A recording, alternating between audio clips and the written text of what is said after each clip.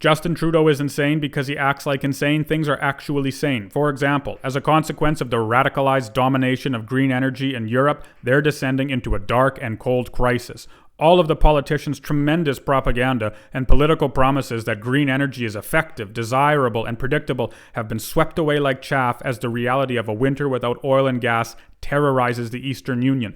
Wind energy was supposed to be the future. Solar power was supposed to be the future. As it turns out, relying exclusively on those forms of energy means there is no future.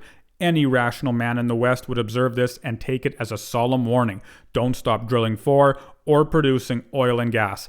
Anyone with even an ounce of sanity would see the literally deadly danger of refusing to harvest hydrocarbons and would instead immediately advocate for opening the market and ramping up domestic production of oil and gas.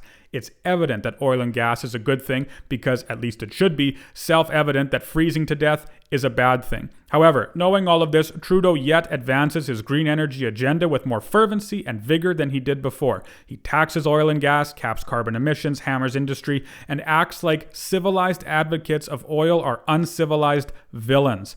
Germany asked Canada for LNG and the Canadian government gave them some pathetic excuse that we don't have capacity to ship it, which, while possibly true, is an absolute disgrace if so. The worst thing about this is that Trudeau wants all of us to partake in his insanity as well. The Liberal government's kingdom is an asylum, of which they are both the orderlies and the patients, and they're trying to throw us in there with them. It would be one thing if Trudeau believed in a green energy future, but didn't force us to come along. At least we'd be free to do as we please. Of course, Trudeau doesn't do that. Instead, he forces green energy on us with carbon taxes, industry taxes, and an overall demonization of oil and gas as if that's a normal thing to do. None of us actually want green energy, not in the capacity that the politicians are pushing. We actually, believe it or not, want to be able to heat our homes, drive to work, and feed our families and enjoy the highest quality of life possible. And so we want nothing to do with Trudeau's insanity, which is a good thing, because if we did, then we too would be descending into insanity.